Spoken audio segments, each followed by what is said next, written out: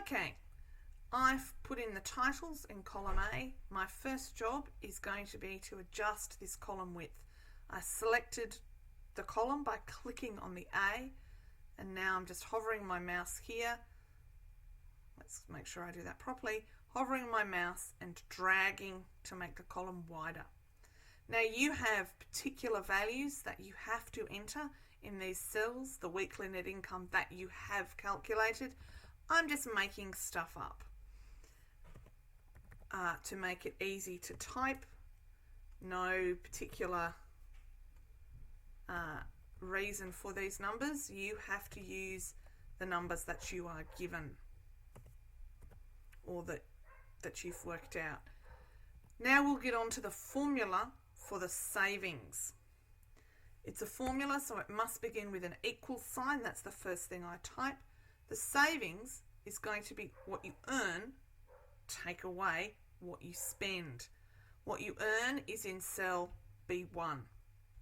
What you spend is the sum of what is in these cells. So B1 take away, and I can use the sum function. Sum bracket, select the range that I want to add up by clicking and dragging down, close bracket. You can of course type B3 colon B8 as well. You don't have to select the range that you want to add up just by clicking and dragging. So that will be my savings. And you'll notice that the value is displayed, but when I click on the cell, I can see that it is not really a value, it is a formula. And make sure that you have a formula, otherwise you will not receive any marks. Now the percentage savings is another formula. If we want to find the savings as a percentage of the net income, we first find the savings as a fraction of the net income and then turn that fraction into a percentage by multiplying by 100. At least that's one way of doing it. There are other ways of doing it too. But we will do it this way. So equals, because it's a formula, what the savings are, which is in cell B10, and you can click or type, divided by the income, which is in cell B1.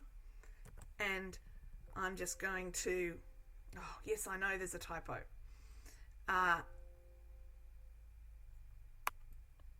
just going to go back and put brackets in if Excel's stopping being a nanny and letting me do that. So I've gone in and put brackets around and then asterisk times by 100. So it is the value in B10 divided by the value in B1 times by 100 to turn it into a percentage.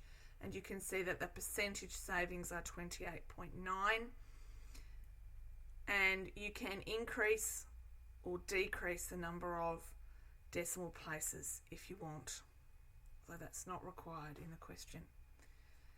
Now you have to show that your spreadsheet is adaptable by playing around with these numbers so that your savings, instead of being 29%, are double that.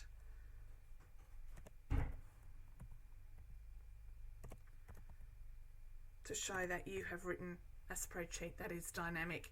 I haven't got to double that, but I have showed you that my spreadsheet responds to changing input.